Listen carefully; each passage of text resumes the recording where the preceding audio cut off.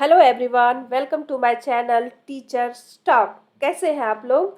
आपकी तैयारी भी अच्छी हो रही होगी। तो चलते हैं आपके रिवीजन पर और देखते हैं कि आपकी तैयारी कहाँ तक हुई है। और आपकी तैयारी को और भी धारदार बनाने के लिए मैं टीचर स्टॉक पर आपका स्वागत करती हूँ। तो मेरे चैनल को सब्सक्राइब कर ले, लाइक कर ले। तो चलते हैं हमारे प्रैक्टिस सेट 2 पर।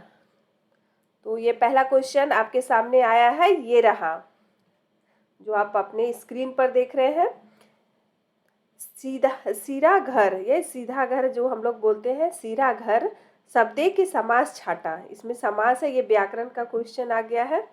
ये व्याकरण का फर्स्ट नंबर है, व्याकरण का।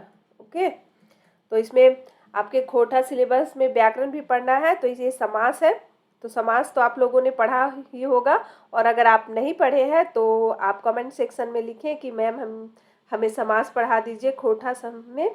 तो ठीक है, मैं आप लोगों को ज़रूर पढ़ाऊंगी और आप कमेंट सेक्शन में ज़रूर कमेंट कीजिएगा, तभी मुझे पता चलेगा कि आप क्या चाहते हैं, है ना, कि आपको किस तरह की वीडियो चाहिए और इस वीडियो में क्या कमी है ना, और क्या फ़ायदे मिले हैं, ये भी लिखें। तो चलते हैं, सीरा घर शब्दे के समास छाटा। इसमें आपको सीरा घर के शब्दे के समास छाटना है। तो ये सीरा घर, तो इसका पहला हो जाएगा संप्रदान तत्पुरुष। ये कौन सा तत्पुरुष है? संप्रदान तत्पुरुष, संबंध तत्पुरुष, कर्म तत्पुरुष, अधिकरण तत्पुरुष। तो ये है संप्रदान तत्पुरुष। ओके, तो सीरा घर है ना। तो संप्रदान में क्या होता है? चलो शुरू से बोलते हैं। कर्ता ने कर्म को करण से, आप अपने आइज बंद कीजिए और बोलिए, कर्ता ने कर्म को करण से संप्रदान के लिए, है ना। सीरा के लिए घर, मतलब सीरा जो देवताओं का घर होता है, सीरा घर, घर वो सीरा ये देवताओं के लिए घर, सीरा घर। तो इसमें के लिए, संप्रदान के लिए। अब आगे है, करम परबे जावा के डाला कहाँ राखल जाए है। करम परब में जावा के डाला कहाँ रखल जाए है? पाहन घरे, मुख्य डलियतिन घरे, है ना। मुख्य डलियतिन घरे वो हो गया कि जो मेन रहती है, जो डाली रखती है डलियतिन, उसके घर में, है ना। सब इसी के घर में कर्मा पूजा करने के लिए आते हैं। तो इसलिए जो मुख्य डलियतिन रहती है, जो सारे चीज़ का भार लिए रहती है, उसे मुख्य डलियतिन घरे। तो ये हो जाएगा दूसरा, ए और बी। ये डी नंबर सही होगा। पाहन के घर में भी हो सकता है और मुख्य डलियतिन घरे भी हो सकता है। माटी के पुथैल कैसन रचना हके, है ना। ये रचना है, ये माटी के पुथैल कैसन रचना हके। तो ये क्या है? कहानी संग्रह भी। ये तो आंसर आप जानेंगे, ए और बी। कहानी संग्रह भी है और कविता संग्रह भी है। ठीक है, तो ये कविता संग्रह और कहानी संग्रह दोनों है। खोठाई कई गो उष्ण व्यंजन वर्ण कर प्रयोग हो है ना। खोठा में उष्ण व्यंजन, है ना, जिसे उष्ण व्यंजन, जिसे हवा निकले जब बोलते हुए, जबकि ये व्यंजन को उच्चारण कर रहे तो उसे हवा निकले, उसे उष्ण व्यंजन कहते हैं ना। तो ये कैठो है? तो देखिए, 2, 3, 4, 5, ये उष्ण व्यंजन कितने हैं बताइए। और इसके लिए मैं आप लोग को 1 मिनट का समय देती हूँ कि उष्ण व्यंजन कितने हैं। तो ये हो गया 2, है ना, 2 उष्ण व्यंजन है। तो फिर आगे चलते हैं, चौथा हो गया। अब 5 नंबर में चलते हैं कि सोहराय परब कौन महीनाए मनवल जा है। ठीक है, सोहराय परब कौन महीना मनवल जा है? आसीन, पूष, कार्तिक, माघ। अब बताए कि सोहराय पर्व में किस चीज़ की पूजा होती है? तो पशु की पूजा होती है ना। सोहराय पर्व में पशु की पूजा होती है। तो ये कार्तिक माह में मनाया जाता है, मतलब जो दीपावली के बाद ये कार्तिक महीना में मनाया जाता है। सोहराय पर्व महीनाए मनवल जा है। ठीक है, तो कार्तिक में। अब अगला नंबर है, चारो बटे भेल गुहायर, सुने परलक हमरो का गायर। ठीक है, ये क्या है? अब आगे मैं थोड़ा सा कर लेती हूँ।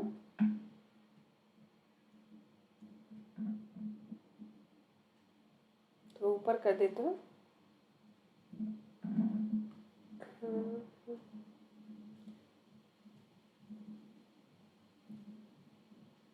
ठीक है, अब आप लोग को पूरा दिख रहा होगा। तो देखिए आगे क्या है, कितना नंबर पे हम लोग थे, 6 नंबर पे।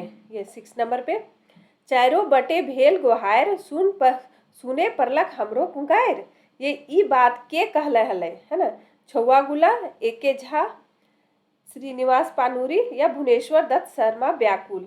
इस बात को क्या कहा गया था जब वो लिखते थे, एके झा जब वो लिखते थे खोटा में कुछ कविता या कहानी, तो उसको उस समय कोई वैल्यू नहीं दिया जाता था। लेकिन धीरे धीरे जब खोटा की वैल्यू बढ़ी, तब खोटा भाषा की वैल्यू बढ़ी, तब वो इसी बात को पहले अपने समय बीते हुए समय के बारे में कहते हैं कि चारों बटे भेल गोहार, है ना, सुने परलक हमरो गायर। ठीक है, तो ये एके झा अपने समय के बारे में कहा है कि जब मैं लिखता था खोटा के बारे में, खोटा साहित्य या कविता, तो मुझसे मेरे साथ क्या होता था। तो इसी बात को यहाँ बोला गया है। हरदी के रंग आर परदेसी के संग, ये तो कहावत काफ़ी लोगों ने सुनी होगी। हमारे दादा दादी हमें कहते हैं कि हरदी के रंग पर परदेसी के संग आर परदेसी के संग कैसन वाक्य हके। ये कहावत है, आहना है, हियाली है और फाकी है। तो ये कहावत है।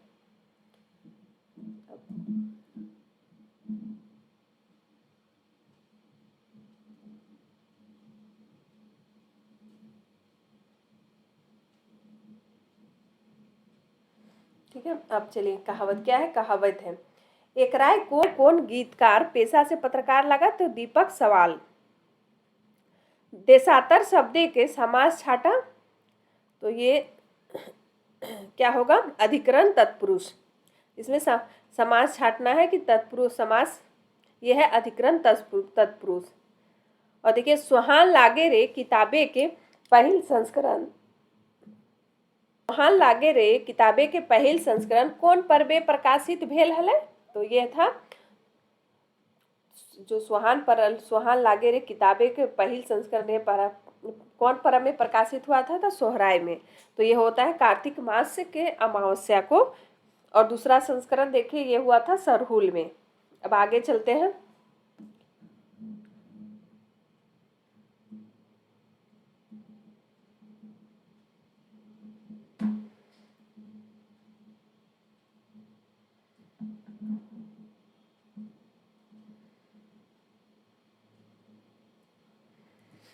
मैं यहाँ से करती हूँ। ठीक है, अब आगे ये हो गया पंच परगनिया शब्द के समास छाटा, है ना। पंच परगनिया, 5, इसमें क्या है 5। तो ये तो समास बिल्कुल ही आसान है, जिसमें एक संख्या का बोध होता है, उसे क्या समास कहते हैं आप ही बताइए। द्विगु, बहुब्री, क्रमधार्य या अव्यय भाव समास। तो इसे क्या कहते हैं, जल्दी कमेंट में लिखिए। द्विगु समास, इसको क्या बोलते हैं, द्विगु समास।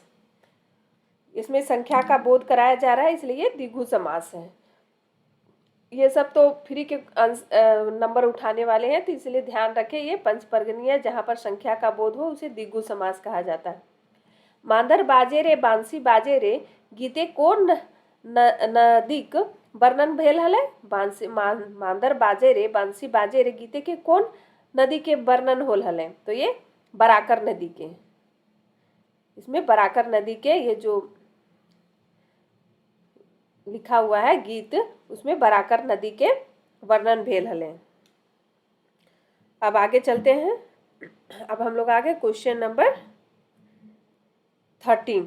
ठीक है, तो बोने के दशा दैत के मन मायर रहल जाहे। कौन मायर रहल जाहे, बोन राजा या आमजन। तो इसका आंसर होगा बोन राजा और आमजन। पतरातू डेम रांची जिलाए है, एकराय व्यक्तिवाचक संज्ञा कौन है। पतरातू की डेम की रांची जिला है। तो बताइए, तो इसमें क्या हो जाएगा, पतरातू और रांची, क्योंकि ये व्यक्तिवाचक है।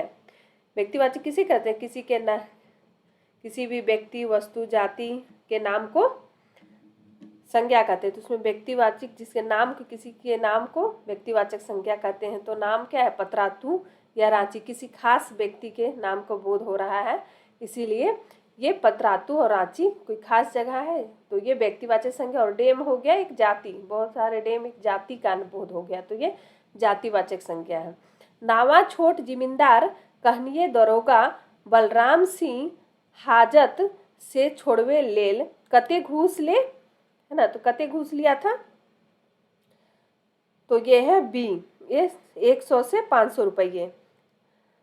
चमटू हाट से बांदर किन कौन बेरा घूर अला, जो चमटू था जो हाट से बांदर किन के कौन बेरा में घूम के आया था बाजार से, तो भिनसरे यानी सुबह में, दोपहर में, मुंह अंधरा, मुंह अंधरा मतलब थोड़ा थोड़ा जैसे शाम होने लगता है तो उसे मुंह अंधरा बोलते हैं। तो क्या हो जाएगा, सी नंबर मुंह अंधरा, है ना। ये कहाँ किससे लिया गया है, 16 नंबर, ये जो मुंह 16 नंबर है इसमें क्या हो जाएगा, मुंह अंधरा बेरा, मतलब मुंह भिनसरे, दोपहरे और मुंह अंधरा बेरा, ठीक है। तो ये हो जाएगा। तो मुंह अंधरा बेरा क्या है, ये किस कहानी से ली गई, चमटू जो किसमें था, चमटू हाट से बंदर जो लेके आया था किसमें है, धधे के धधनी, जो धने का धधनी था, जो धन आने पर धधनी चढ़ जाता है, लोक कथा एक है। तो उसमें चमटू बाजार से बंदर खरीद कर घर शाम को लाता है, तो उसी में कहा गया है कि चमटू कौन समय से है, तो मुंह अंधरा है, तो इसका क्या हो जाएगा, शाम को, शाम थोड़ा होता है ना जिस समय हम लोग थोड़ा सूरज डूबने लगता है वो समय। आगे देखते हैं, पुराने की रीति चलिए नाय, भूत देता के मानिए नाय, ई वाक्य कौन कविताएं कहल जाए है, तो ये कह रहा है पुराने के रीति चलिए नाय, भूत देवता के मानिए नाय, ये वाक्य कौन कह रहा है, किन कविताएं में ऐसा कहा गया है, मेढ़ा मानुस, जय जय माय जननी, हमनी सब एक, ढेसा ढेसी छोड़। तो बताइए इसका क्या होगा, इसका आंसर होगा ए, मेढ़ और मानुस, ठीक है। ई टोला गावे दुइये चारे घारा छुआ पढ़ल लिखल हथिन, बाकी सब हमारे जैसन हथ, ई बात केकरा से कहो है ना, ई बात के केकरा से कहो हथ, केकरा से कहो हथ, बताइए आप। तो इसका आंसर हो जाएगा 18 का बी नंबर, है ना। ये चुनिया कहता है, किसे कहता है, मेहसर से। अब आगे चलते हैं,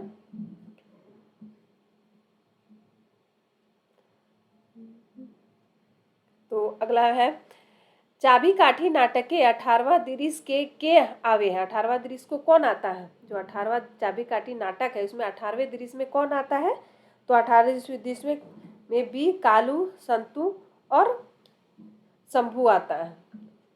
अब आगे चलते हैं, क्वेश्चन नंबर 20।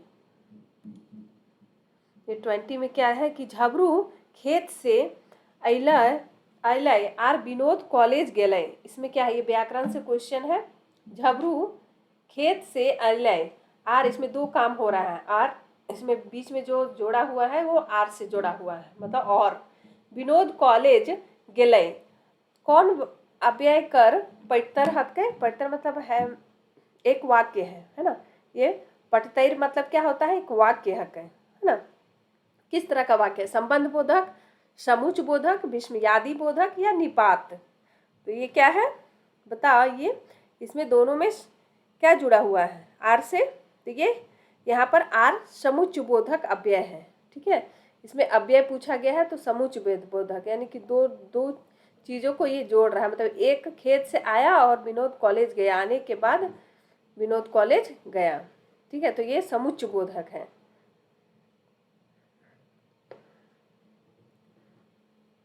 आगे चलते हैं, एकरा है कौन रचना नागर जी के लिखल है, तो नागर जी के लिखल है विश्वनाथ दशरथी राज या नागर जी के, ये सब इन विद्वानों के, इन खोटा साहित्यकारों के बारे में आपको जानना है। तो ये नागर जी के बारे में कहा गया है कि विश्वनाथ नागर जी का है, नागर मतलब विश्वनाथ नागर।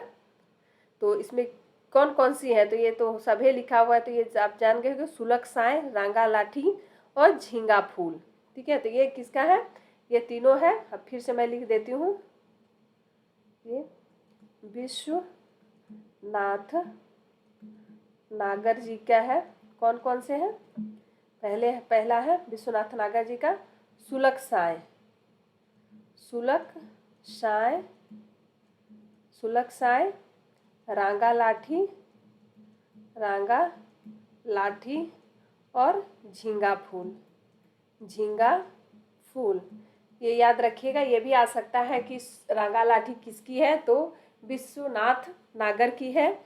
सुलक साय किसकी है, तो विश्वनाथ नागर की है। और झींगा फूल भी, जो झींगा फूल के असम में खिलती है, तो और इसे कर्मा पूजा में चढ़ाया जाता है ना, तो यही झींगा फूल और खीरा फूल, यही झींगा फूल है।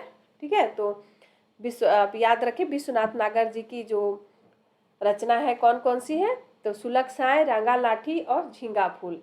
हम के बहुवचन रूप की हतै, हम के बहुवचन रूप की हतै हामिन, हमरीन, हामे, तो इसका हो जाएगा डी।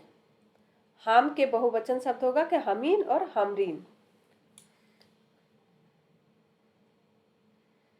अब है लगन दिन राइते उपटन लगवल बादे जे गीत गावल जा है ओकरा कौन गीत कहल जाए है? जो लगन दिन के बाद, उपटन लगाने के बाद गीत गाया जाता है उसको क्या कहा जाता है? इसको हरा बर्दिया। अगला क्वेश्चन देखिए और आंसर देने की कोशिश कीजिए।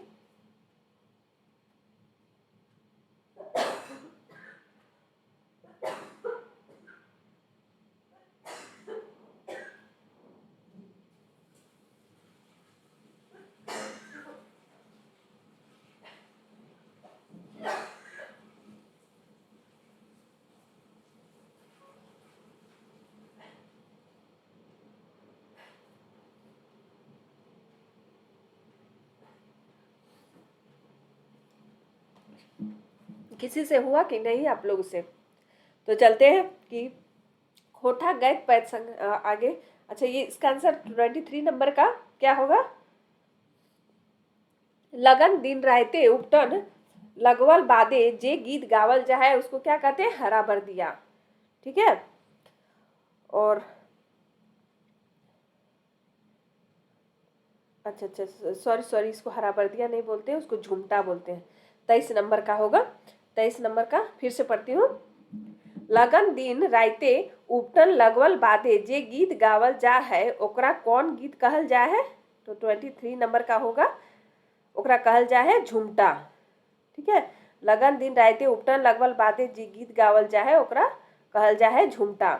खोटा गद्य पद्य संग्रह किताबे के प्रधान संपादक के लागत। जो खोटा गद्य पद्य है संग्रह किताब है ये, खोटा गद्य पद्य संग्रह किताब। प्रधान संपादक के हक है, तो इसका सही आंसर हो जाएगा ए.के. झा। ए.के. झा का के पूरा नाम क्या है? अजीत कुमार झा। ओके, अजीत कुमार झा। खोटा गद्य पद्य संग्रह किताबें प्रधान संपादक के लागत। तो खोटा गद्य पद्य के किताबें के प्रधान संपादक है ए.के. झा। ये संपादक पूछ रहा है, ठीक है, ध्यान रखिए, संपादक पूछ रहा है तो ए.के. झा।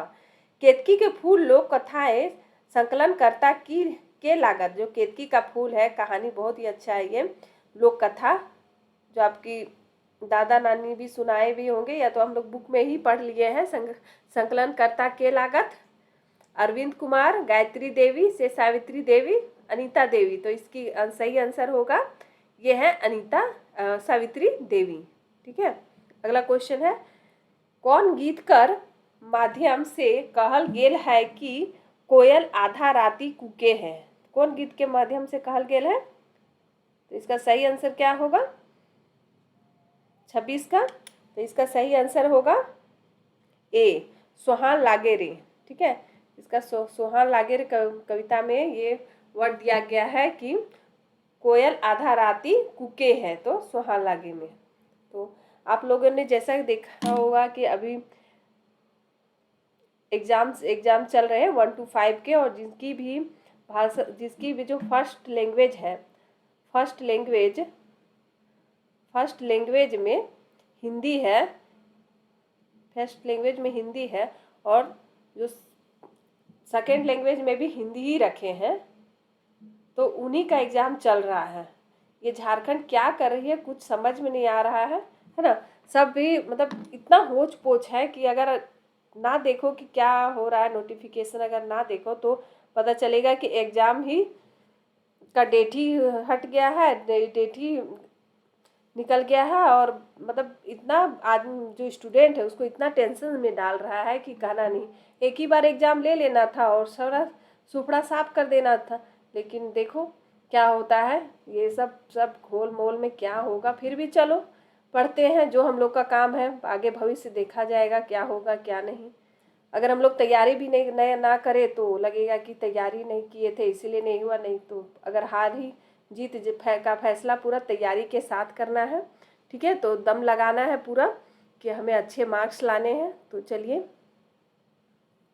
अगला क्वेश्चन क्या है 27। संतोष के डहरे मेवा फरे है कैसन वाक्य है के, है ना।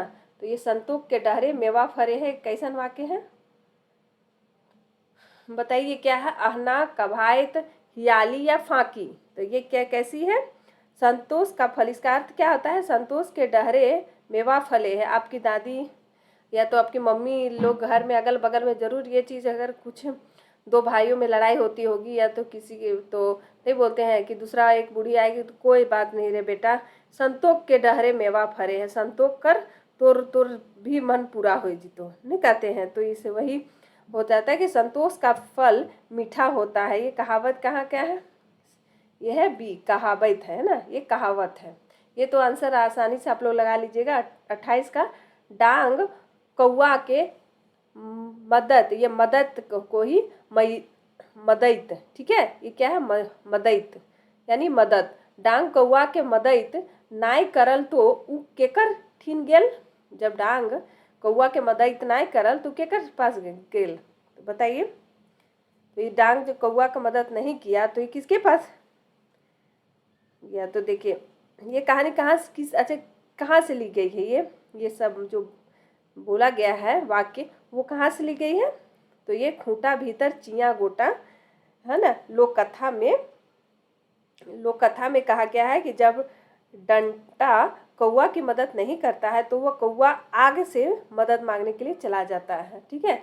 तो कौआ आग के पास मदद मांगने के लिए चला जाता है। तो इसका सही आंसर हो जाएगा सी नंबर, ठीक है, आएग, ठीक है। ये चिया गोटा है, खूटा भीतर चिया गोटा वाला है ये, ठीक है। आगे खोटा साहित्य जगते झाजू के युग कब से कब मानल जाए। तो इसका सही आंसर है, ये रटने वाला सवाल है। तो इसका सही आंसर है 1975 से 2000, है ना, बी हो जाएगा। 1975 से 2000 ईस्वी। अब हम लोग नेक्स्ट पेज पर चलते हैं। और खोटा में अगर आप लोगों को मैं कल समास पढ़ाऊंगी, खोटा समास के बारे में पढ़ाऊंगी, क्योंकि व्याकरण से भी काफ़ी क्वेश्चन आते हैं। तो खोटा समास मैं आप लोगों को पढ़ाऊंगी। आज मैं 50 क्वेश्चन तक आप लोगों को करवा देती हूँ। फिर नेक्स्ट वीडियो में नेक्स्ट क्वेश्चन, आगे का क्वेश्चन जो प्रैक्टिस सेट है मैं करवाऊंगी, क्योंकि बहुत गर्मी भी हो गई है तो एक जगह पर बैठे रहना मुश्किल है। तो मैं कल आप लोग को समास लेके आऊँगी आप लोग के लिए, खोटा समास, उसमें से मैं क्वेश्चन आंसर भी प्रैक्टिस करवाऊँगी। तो चलते हैं आगे। ये 30 नंबर क्वेश्चन है। कौन कविताएं कहल गेल है कि मानुष सेवा ले बोड़ कोई सेवा धर्म ना है। ये कौन सा कविताएं कहा गया है कि मनुष्य से के सेवा ले बोड़ कोई भी सेवा ना है। मानुष के मतलब मानुष के सेवा ले कोई भी सेवा ना है। तो इसका सही आंसर क्या हो जाएगा, मेढ़ और मानुष, ठीक है।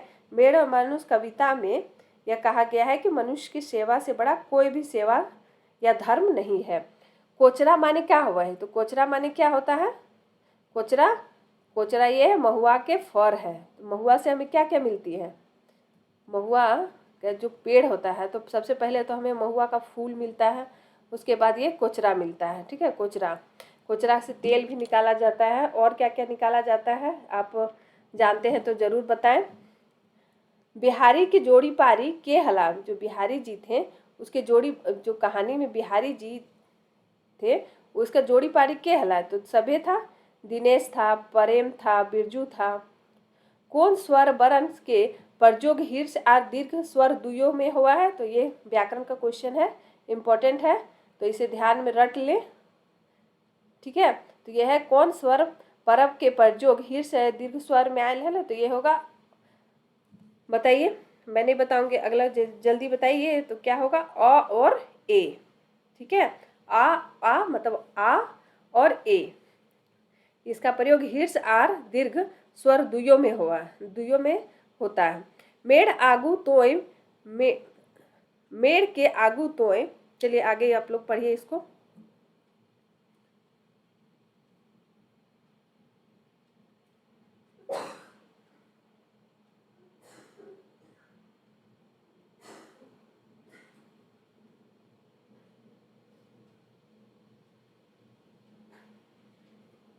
तो पढ़ लिया आप लोग।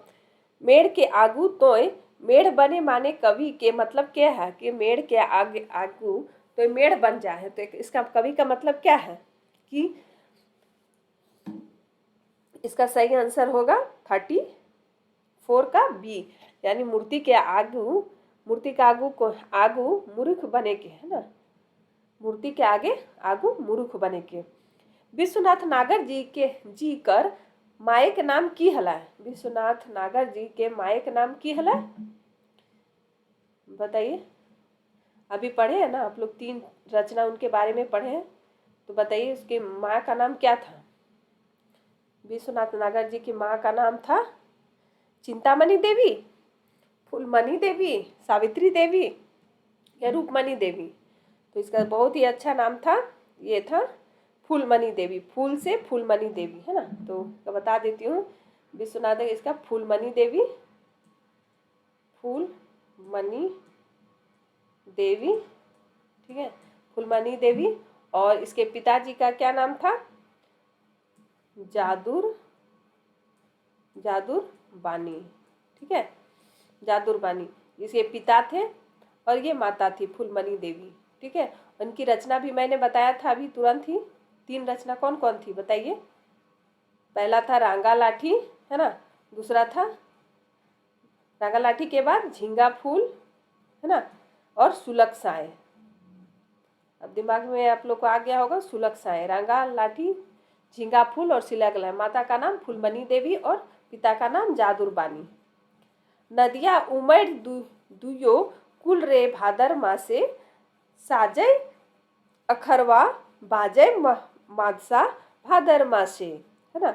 नदिया उमड़ दुयो कुल रे भादर मासे, साजय अखरवा बाजय मादसा भादर मासे। तो ऊपर उखरवाल कौन गीते के टुकड़ा लागे?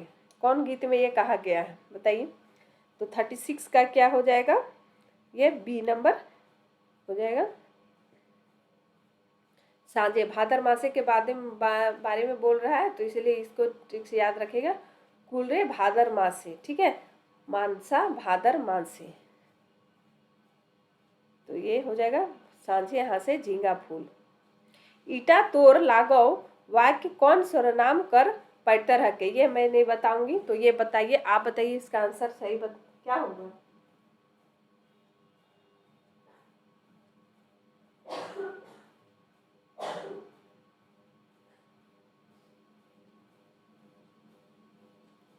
तो इसका सही आंसर है क्या? ईटा, मतलब इसमें ईटा दिखा रहा है, ठीक है, ये ईटा, ईटा, ऊटा, है ना, ये क्या है?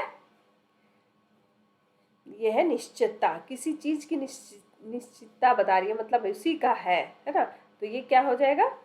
निश्चयवाचक, ठीक है, इसका आंसर सही क्या होगा? निश्चयवाचक, किसी की निश्चित है कि हाँ ये चीज उसी की है ना। हम लोग बोलते हैं ये इसका है, मैं ईटा, ये ईटा का मतलब ये, वो उसका है तो ऊटा, ठीक है, तो ये निश्चयवाचक। ठेपाक बात सुन के राक्सिन कहले कि बेटा हम तोरा ब्लैंक्स लिए आयल हियो, है ना। तो जो टेपा का जो कहानी था, है ना, टेपा किस कहानी का पात्र था बताइए?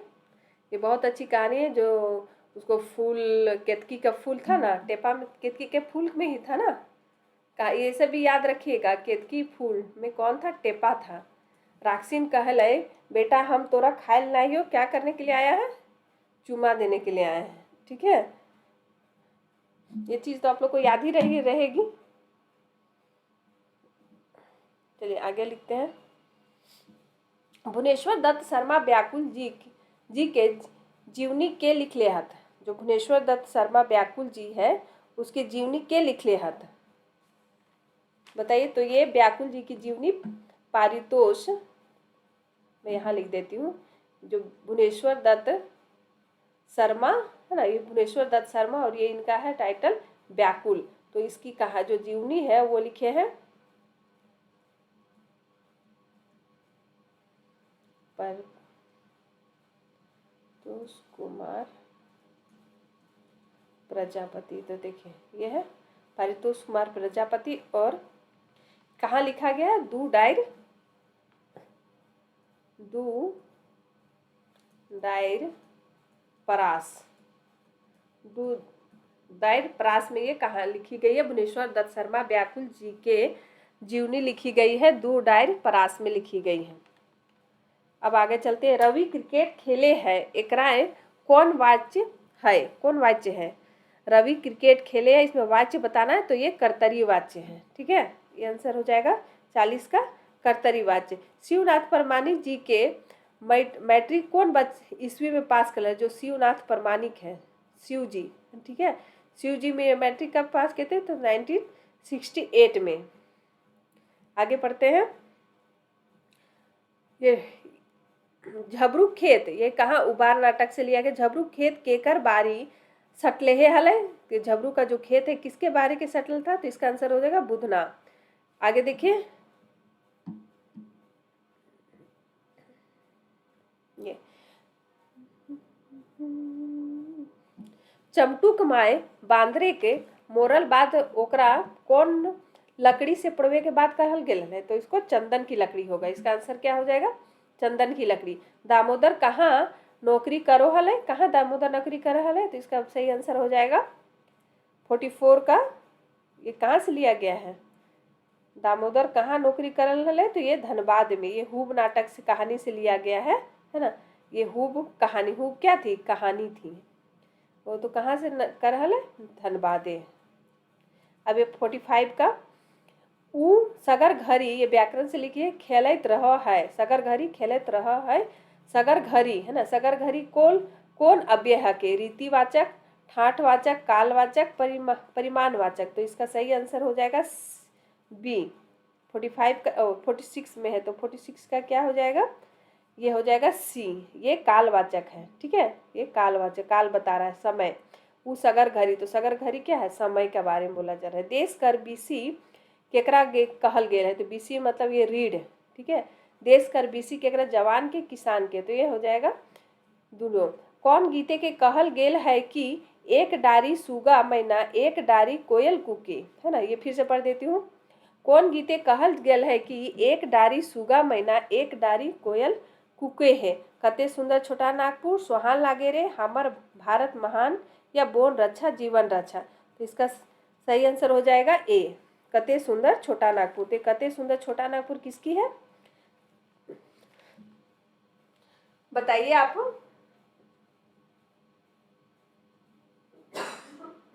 कते सुंदर छोटा नागपुर किसके द्वारा लिखा गया है, तो आगे चलते हैं। ये लिखा गया है दीपक सवाल। दीपक सवाल कौन थे, एक गीतकार भी थे और पत्रकार भी थे, ठीक ना। तो ये दीपक सवाल का लिख लीजिए, दीपक कते सुंदर छोटा नागपुर, दीपक सवाल। ये क्वेश्चन ही पूछ रहे, देखिए इसमें आंसर, इसमें ये कते सुंदर छोटा नागपुर एक क्वेश्चन पूछ रहे हैं और अभी ये सवाल पूछ रहे हैं। देखिए ये है, हो गया ना। तो इसे ट्रिक है, कते सवाल, है ना। क्वेश्चन दोनों पूछ रहा है कि एक डारी सुगा मैना एक डारी कोयल कुके। आगे चलते हैं। आज मैं आप लोग को 50 क्वेश्चन तक करा देती हूँ। पुटूस और परास कविता संग्रह किताबें कई गो कविता इजराइल है। जो पुटूस और परास कविता है उसमें कई किताबें, कई गो कविता संग्रह है, तो इसमें 10 है। अब आगे चलते हैं। महेश्वर आर पार्वती संगे कई लोग आरो आयल हले। कई गो लोग आया था महेश्वर और जब पार्वती आया था तो कई गो लोग आया था। इसका आंसर हो जाएगा 2 गो लोग। ठीक है, तो जब महेश्वर, एक किससे ली गई है कि हमें कैसे जियब रे, जो कहानी है जो हमें कैसे जियब रे, महेश्वर किसका पात्र था? हमें कैसे जियब रे, जियब रे का पात्र था ना, हमें कैसे जियब रे।